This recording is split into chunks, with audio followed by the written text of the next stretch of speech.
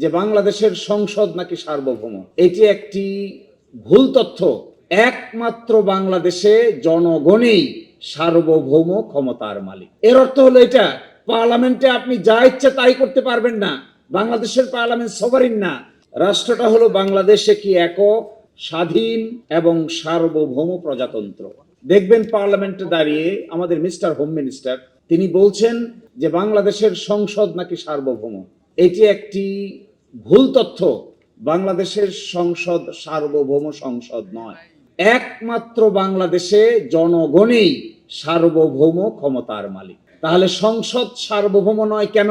কারণ আর্টিকেল 65-এ বলা আছে, সংবিধানের 65-এ বলা আছে পার্লামেন্ট কি করবে, কোন কাজটা করতে পারবে।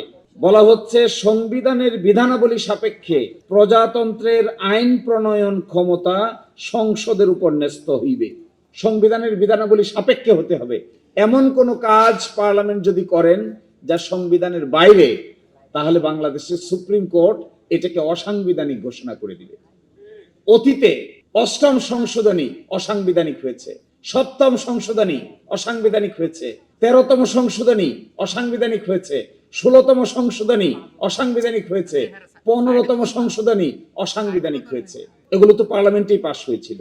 তাহলে সুপ্রিম কোর্ট অসাংবিধানিক বলল যে, এর অর্থ হলো এটা, পার্লামেন্টে আপনি যা ইচ্ছে তাই করতে পারবেন না। বাংলাদেশের পার্লামেন্ট সভারিন না। বাংলাদেশের পার্লামেন্ট যে সভারিন না, বাংলাদেশের সুপ্রিম কোর্ট এটা বলছেন। দেখেন আমি পড়ে শোনাই ষোড়শ সংশোধনীর রায়ের অংশ। Only the people are sovereign and only the constitution is supreme. All other institutions are merely the institutions or agencies to fulfill the greatest purposes enunciated in the constitution.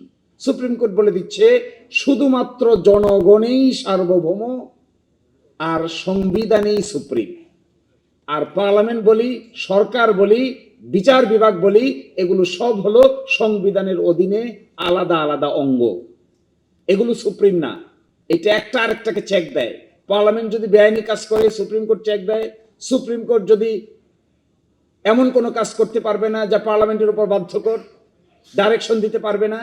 আবার সরকার যদি এমন কোনো বেআইনি কাজ করে সুপ্রিম কোর্টে গেলে স্টে হয়ে যায়।